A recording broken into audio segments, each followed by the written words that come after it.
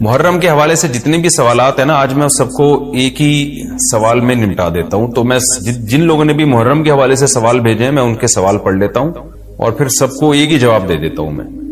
تو پہلا سوال ہے جی، محرم میں کالے کپڑے پہننا. یہ محمود صاحب نے انڈیا سے پوچھا ہے کہ محرم کے مہینے میں بلیک کپڑے پہننا کیسا ہے.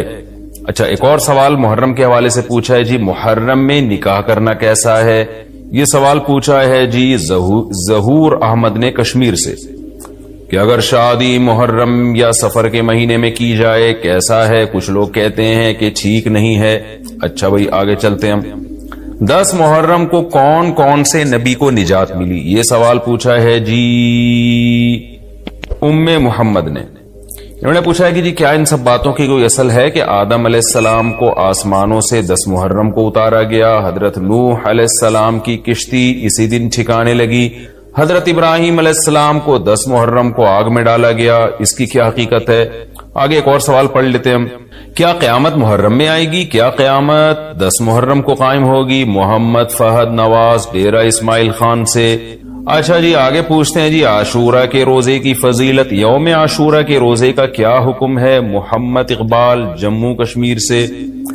اسی طرح عاشورہ کے دن کے حوالے سے ایک سوال پوچھا ہے جی 10 محرم کے ساتھ ایک دن کا روزہ ملانا، کیا صرف یوم عاشورہ کا روزہ رکھا جا سکتا ہے یا 10 محرم کے ساتھ 9 یا 11 کا روزہ ملانا بھی ضروری ہے؟ یہ سوال پوچھا ہے جی ساجد صاحب نے کراچی سے. عاشورہ میں قضا روزے کی نیت کرنا، کیا کسی کے قرض روزے رہتے ہوں اور وہ عاشورہ کے دن میں قضا روزے کی نیت بھی کر لے تو وہ قضا روزہ ہو جائے گا یا نہیں؟ یہ محمد اسماعیل نے راول پنڈی سے پوچھا ہے جی محرم کے دنوں میں روزے رکھنا، یعنی محرم کے عام دنوں میں روزے رکھنا. یہ سوال پوچھا ہے جی کیا محرم کے پہلے تمام 10 دنوں میں روزے رکھ سکتے ہیں؟ یہ صوبیہ ناز صاحبہ نے پوچھا ہے کرناٹک انڈیا سے. 10 محرم کو دسترخوان وسیع کرنا، یہ بڑا دلچسپ سوال ہے، اس میں میرا خیال ہے سب کو بہت زیادہ دلچسپی ہوگی. 10 محرم کے دن دسترخوان وسیع کرنے کی کیا فضیلت ہے جبکہ 10 محرم کو روزہ رکھا جاتا ہے؟ 10 دن میں کچھ کھاتے پیتے نہیں اور افطار کے وقت 11 محرم شروع ہو جاتی ہے، تو اس حدیث پر کس طرح عمل کیا جائے گا؟ عائشہ صاحبہ نے کراچی سے پوچھا ہے. اور ایک اور سوال ہے جی محرم میں حلیم بنانا کیسا ہے؟ کیا محرم میں شوقیہ حلیم بنانا اور کھانا جائز ہے؟ محمد زبیر. اور اسی سے ملتا جلتا ایک سوال ہے جی حلیم کا تلفظ کیسے کریں؟ سبحان اللہ، محرم میں لوگ حلیم بنائیں گے تو کچھ حلیم کو دلیم کہہ رہے ہوں گے، کچھ سلیم کہہ رہے ہوں گے، کچھ وسیم کہہ رہے ہوں گے. تو اس سے پھر سلیم اور وسیم کو تو غصہ آئے گا کہ یار ہمارا نام حلیم کو کیوں دے رہے ہو. تو یہ بھی سوال پوچھا ہے جی حلیم کو حلیم بولنا چاہیے یا دلیم بولنا چاہیے؟ اس بارے میں وضاحت فرما دیں. محمد طاہا. یہ سارے محرم اور محرم سے ملتے جلتے سوال تھے آج کے سیشن میں، تو میں نے کہا ایک ہی دفعہ میں سارے سوالات میں پڑھ لوں، پھر ایک ہی دفعہ میں ان سب کے جوابات ہو جائیں تو اچھا ہے. دیکھیں محرم کے بارے میں غلط فہمیاں بہت ساری ہیں. پہلے تو میں یہ عرض کروں محرم کی اسلام میں فضیلت کیا ہے اور کیوں ہے یہ فضیلت. رسول اللہ صلی اللہ علیہ وسلم نے فرمایا کہ محرم کو آپ صلی اللہ علیہ وسلم نے شہر اللہ قرار دیا ہے. صحیح حدیث ہے کہ آپ صلی اللہ علیہ وسلم نے فرمایا، صحیح مسلم کی حدیث ہے کہ رمضان کے روزوں کے بعد سب سے زیادہ جو روزے افضل ہیں وہ شہر اللہ المحرم، اللہ کے مہینے محرم کے، یعنی اللہ کی طرف اس محرم کی نسبت کی جا رہی ہے. تو یہ ایک بڑی فضیلت کی چیز ہے. اور قرآن میں جن 4 مہینوں کو محترم قرار دیا ہے، عرب ان مہینوں میں جنگ و جدال کو حرام سمجھا کرتے تھے کہ یار یہ ناجائز ہے، اس میں جنگ نہیں کرنی چاہیے، ان مہینوں کا احترام لازم ہے.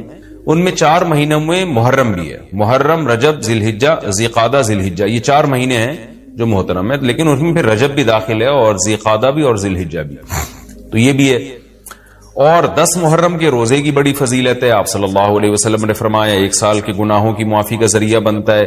لیکن آپ نے فرمایا کہ یہودیوں کی مشابہت نہ کرو، کیونکہ یہودی 1 روزہ رکھتے ہیں تو ہم 9، 10 یا 10، 11 2 روزے ملائیں گے. تو یہ محرم کی فضیلت ہے. اور یہ کیوں ہے اس کی ہمیں وجہ معلوم نہیں ہے. جیسے کسی نے ابھی بھائی نے سوال پوچھا نا ایک کہ اس میں کوئی واقعات ہوئے تھے، تو پہلے میں بتا دوں 10 محرم میں جب نبی صلی اللہ علیہ وسلم نے محرم کے مہینے کی یہ فضیلت بیان کی تو اس کو کسی واقعے کی بیس پہ بیان نہیں کی ہے.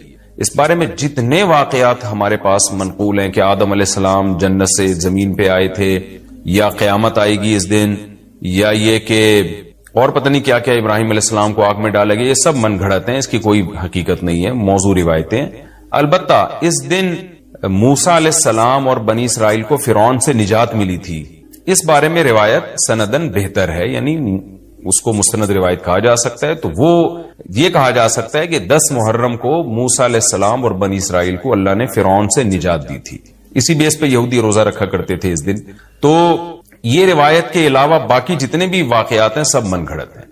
باقی حضرت حسین رضی اللہ تعالی عنہ کو جو کربلا میں شہادت ملی ہے، وہ تو 10 محرم، وہ تو فضیلت تو اسلام میں پہلے سے تھی، تو حضرت حسین رضی اللہ تعالیٰ عنہ کا واقعہ تو بعد میں ہوا ہے، تو اس سے حضرت حسین کی شہادت کو اور فضیلت مل گئی کہ آپ کو ایک مقدس دن میں اللہ تعالیٰ نے شہادت عطا فرمائی ہے۔ تو اب کیا مسئلہ ہے؟ اب میں جو ہے نا نمبر وار سوال پڑھ کے بتاتا ہوں، نمبر وار جو ہے نا، تاکہ وہ بحث ہماری گچ مچ نہ ہو جائے۔ ابھی سارے سوال میں نے اکٹھے پڑھ لیے تھے تاکہ آپ کو پتا چلے کہ آج محرم کے بارے میں کیا معلومات ہم شیئر کریں گے، کیا مسائل میں بتاؤں گا۔ محرم میں کالے کپڑے پہننا، یہاں سے ہمارے سوالات شروع ہوئے تھے۔ محمود صاحب نے انڈیا سے پوچھا تھا۔ دیکھیں، کالے کپڑے کسی بھی وقت پہنے جا سکتے ہیں، کالے کپڑے پہننے کے ناجائز ہونے کی ہمارے پاس کوئی دلیل نہیں ہے۔ سفید کو پسند کیا گیا ہے، نبی صلی اللہ علیہ وسلم نے فرمایا سب سے زیادہ پسندیدہ لباس وہ سفید ہے۔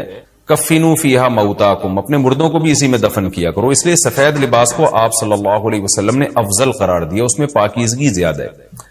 باقی نبی صلی اللہ علیہ وسلم نے مختلف رنگوں کے کپڑے پہنے، اس کی علماء وجہ یہ بیان کرتے ہیں کہ اس زمانے میں غربت تھی، آپ نے سفید لباس کو پسند تو کیا، لیکن نبی کے لیے ہر وقت سفید لباس کا انتظام کرنا آسان نہیں تھا، غربت تھی، لباس پہن لینا ہی بڑی بات ہوتی تھی کہ لباس مل جائے کسی کو۔ کتنے واقعات ہیں کہ ازار ہے تو قمیض نہیں ہے، قمیض بڑی مشکل سے کسی کو ملتی تھی، کچھ چادر نہیں ہے اوپر پہننے کی، اتنی غربت کا عالم تھا۔ تو اس میں آپ صلی اللہ علیہ وسلم یہ تکلف کرتے کہ ہر قیمت پہ میرے لیے سفید لباس لے کر آؤ، تو یہ آپ صلی اللہ علیہ وسلم کے مزاج میں جو سادگی تھی یہ اس کے خلاف تھا۔ تو آپ نے دنیا میں تکلف نہیں کیا، جو جیسا لباس ملا پہن لیا، پسند سفید کو کیا۔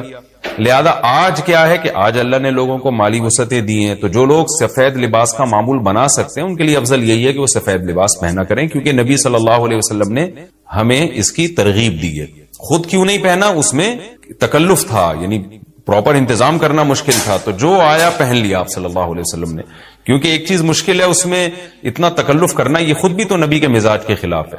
تو اس لیے ہم کہتے ہیں کہ بھئی جو ملے پہن لو، لیکن اگر لوگ آج کل تو لباسوں میں تکلف ویسے ہی بہت ہو رہا ہے، تو آپ نے جب سلوانے ہی ہیں، خریدنے ہی ہیں، تو سفید کو ترجیح دیں آپ، اس میں پاکیزگی زیادہ ہے، اس میں طہارت زیادہ ہے۔ آپ سفید لباس کے عادی ہو گئے، آپ سے کلر والا لباس پہنا نہیں جائے گا۔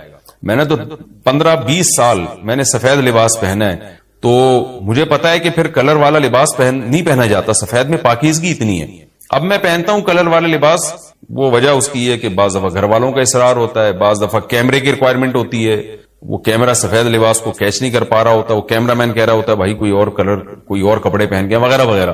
تو خیر میرا عمل تو کوئی حجت نہیں ہے، لیکن افضل یہی ہے کہ سفید لباس کو ترجیح دی جائے، پہنا جائے، اور علماء صلحاء اکثر عموماً ہم نے دیکھا ہے کہ سفید لباسی کو ترجیح دیتے ہیں، کلر والا بھی جائز ہے لیکن بہتر یہ۔ تو محرم میں بھی سفید ہی ہے، سفر میں بھی سفید ہی ہے، ربیع الاول میں بھی سفید ہے، تو محرم میں سفید کے بالکل الٹ کر لینا، کالا پہن لینا، یہ تو بالکل سفید کے اپوزٹ ہو گیا نا۔ تو ہم یہ نہیں کہہ رہے کہ کالا لباس پہننا ناجائز ہے، لیکن آپ سفید سے اگر آپ نے یوٹرن لیا بھی تھا تو گرے پہ آ جاتے، گرین پہ